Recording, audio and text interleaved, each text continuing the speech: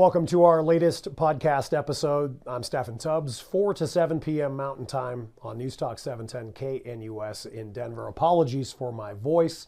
It's been a heck of a past few days with a lot of screaming for outside extracurricular activities. But as we record this, a couple of more days before my former dentist, Dr. Jim Craig, is due in an Arapahoe County courtroom. Once again, it will be his third court appearance. And right off the top, earlier this week, the second court appearance where I was in the front row, that was my first time seeing my former dentist in his jail clothing, etc. He made no eye contact with anyone. So since that time, which is going to be nearly a couple of weeks after that second court appearance, so over the last few days, it's no surprise that the media has requested what is known as an expanded media request. And the judge in this case allowed cameras in the courtroom for that first and second appearance. That will end. Apparently, one of the news outlets, and it may have been actually from the Daily Mail, the Daily Mail apparently used some audio of that second court appearance, that completely violating the media agreement approved by the judge. So it is all that much more important for me and journalists to be in the courtroom, and we certainly will be as we record this on Wednesday, April 5th. He is still scheduled for the afternoon of Friday, April 7th. Since we last had a podcast, several different things, and we will go over 8 different screenshots of texts between Dr. Jim Craig and his wife, Angela.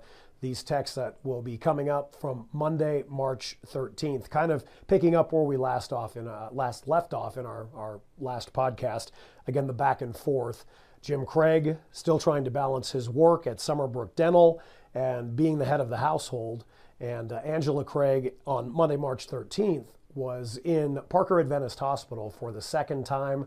Later the week of March 13th, she would be admitted to University Hospital, and sadly she would pass, being declared brain dead on Saturday, March 18th at 4:29 p.m.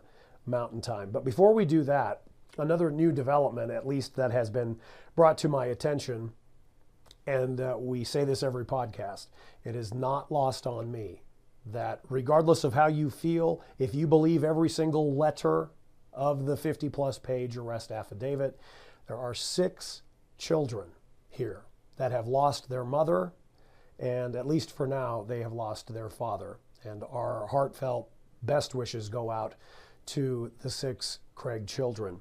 But as you'll see on your screen, there is now a GoFundMe.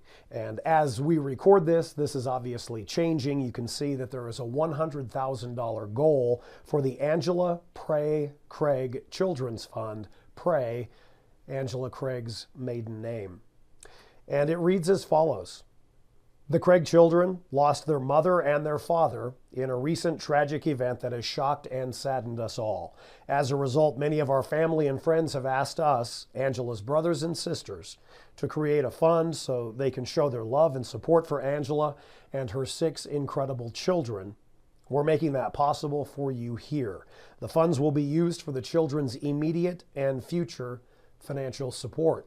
And again, we are talking 3 children under the age of 18, at least one of them, literally the week of March 13th, turned 18 years of age. The message on the GoFundMe continues. The full story is in the news, so to be sensitive to the children and the family, we won't retell it here. You will read that Angela Pray Craig's death has been ruled suspicious, and her husband is charged with first-degree murder, with the intent after deliberation. If you want more details about the evidence in the case, you can find the affidavit on the Aurora Police Department's website or Arapahoe County Sheriff's Department website.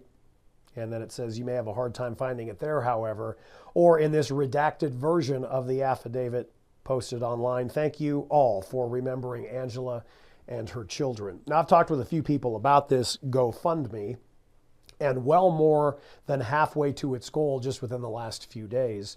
A couple of people have understood why the family would post a link to the arrest affidavit of their still family member, an in-law. Others have said it was very tacky. I'll let you be the judge of that.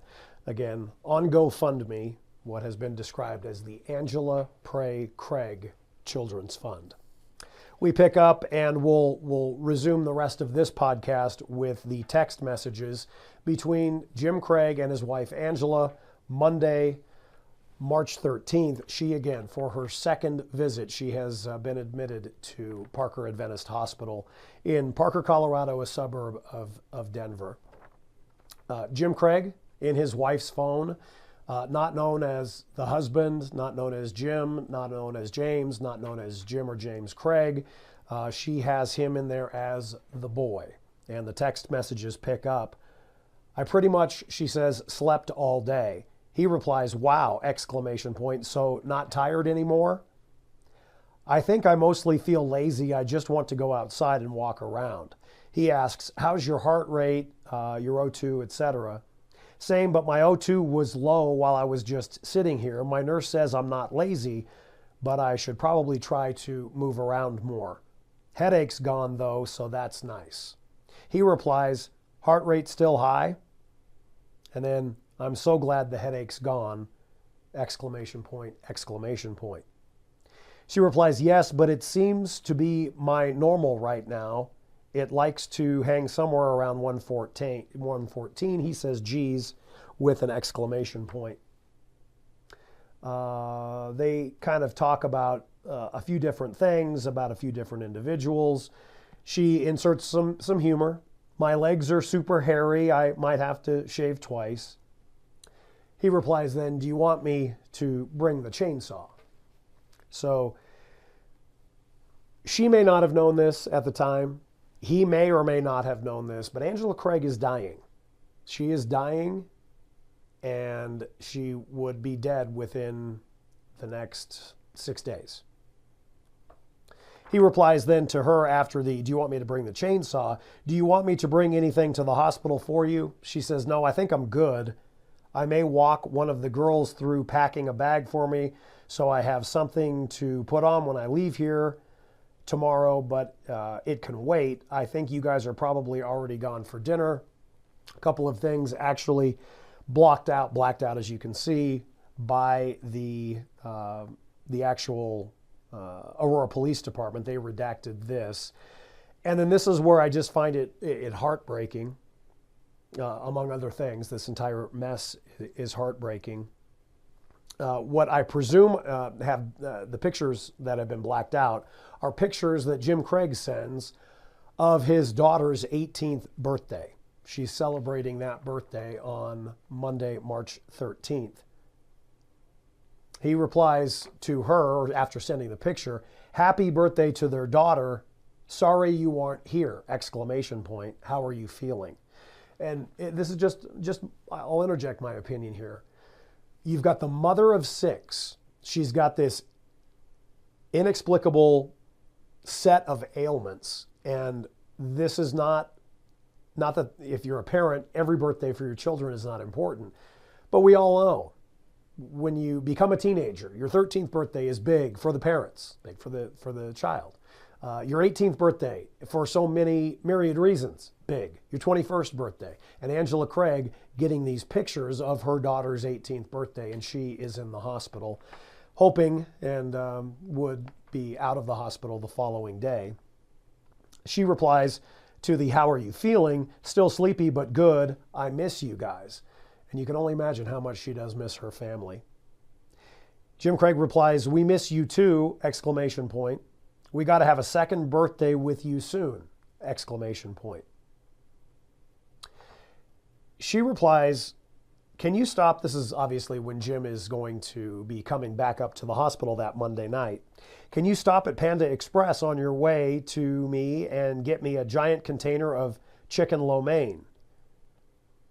He replies, yes, you sure you don't want something from Texas Roadhouse? She says, it'll be too cold, I think. Okay, I got you, he replies. Do you want anything to drink? She replies, no thanks, water's fine. Then later on that evening of Monday, again, with the time that has transpired from those texts of bringing her something to eat, he obviously shows up. Clearly, there would be no text messages. But after the 8 o'clock hour begins, apparently he has left, and he texts the following: "I love you, and I'm excited to bring you home tomorrow!" Exclamation point. "I wish I was going home now," she replies. He says, "I so wish that. I'll come back and see you tonight, though." And she replies, "Thank you."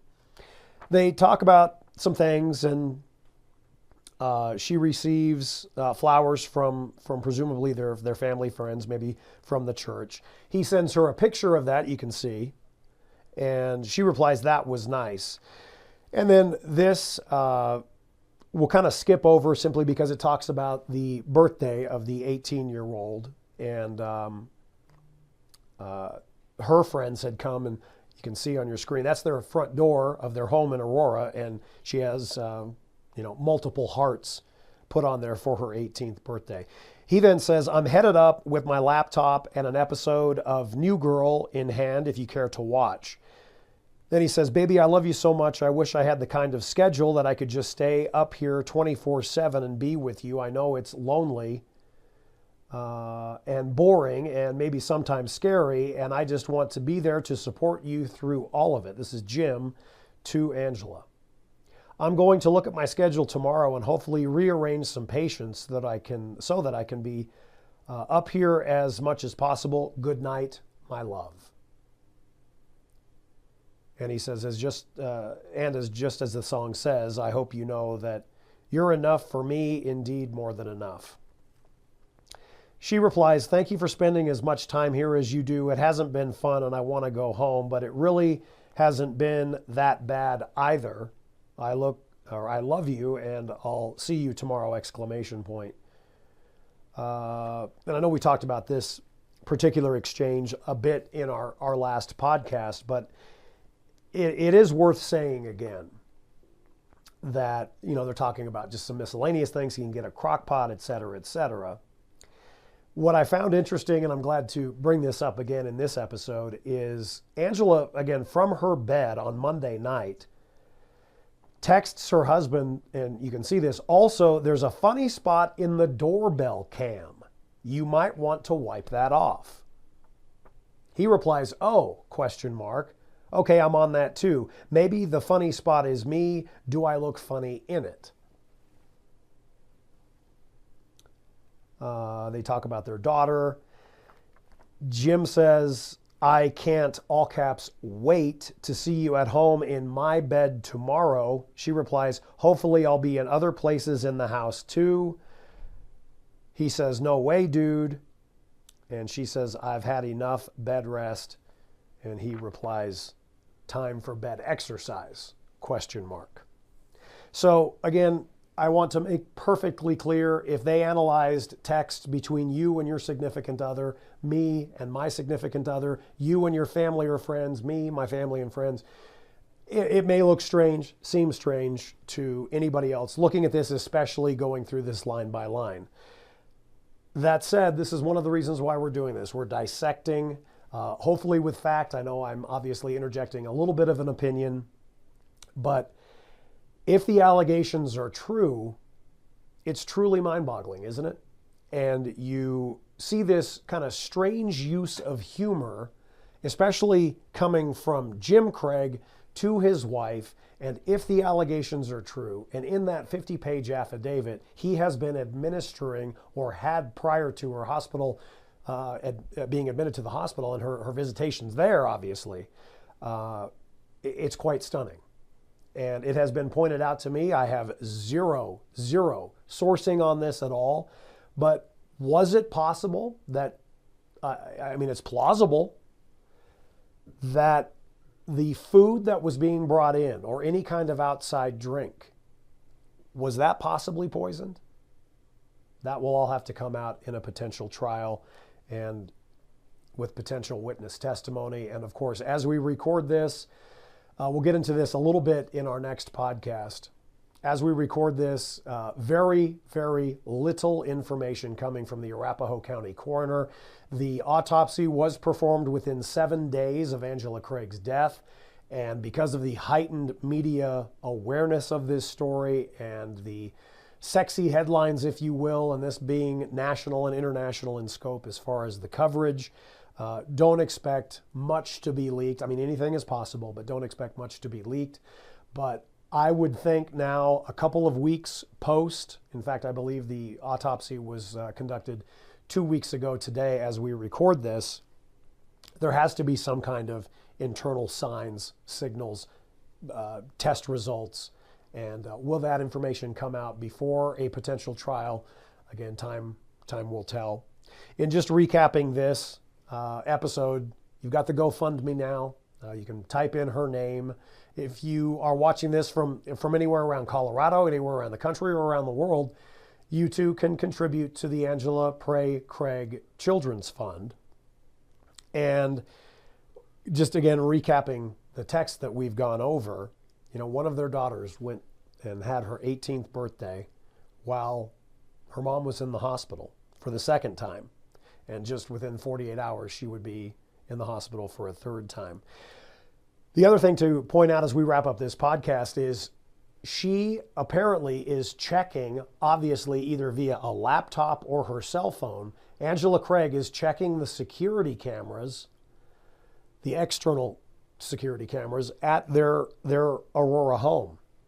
This family, according to the affidavit, which clearly does not delineate how many cameras, at least I didn't catch that in reading the affidavit, there are security cameras inside the Craig home and outside the Craig home.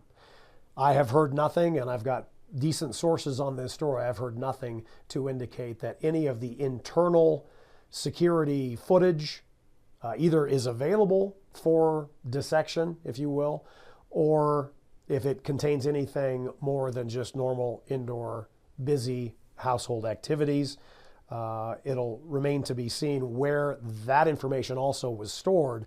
In the affidavit, they make it very clear, the detectives do, there was not a hard drive per se in the home that they could actually seize via their search warrant. There's no hard drive that would have held the data for the security surveillance cameras, internal or external. In fact, I think the affidavit indicated that those would have been cloud-based, and you can most certainly guarantee if this goes to trial, this will be, barring any kind of just unheard of miracle, if they have that information, how that wouldn't be potentially introduced. The only thing I can, being not a lawyer, being not a detective, maybe there was just nothing there. But I find that interesting that she's checking the camera. Did she check inside? Where did that information get stored? It sounds like most certainly it was cloud-based according to the arrest affidavit. And then finally, how it ends up. The allegations are against Jim Craig that he had multiple affairs that we'll get into in future episodes. The alleged mistress, this orthodontist from the Austin, Texas area, you can see in the affidavit, and we'll get into this in future episodes, you can see the actual flight information. Whether it was booked by this mistress or Jim Craig, the flight information that she is set to come to Colorado while Angela Craig is dying in a hospital. That's all for this episode. Appreciate your interest, and we'll be back soon with yet another episode as we continue to follow this incredibly sad case. And again, our heartfelt thoughts and prayers go out to the 6 Angela and Jim Craig children, and of course the family still in grief. For producer Mark Crowley, I'm Stephen Tubbs. We appreciate you all.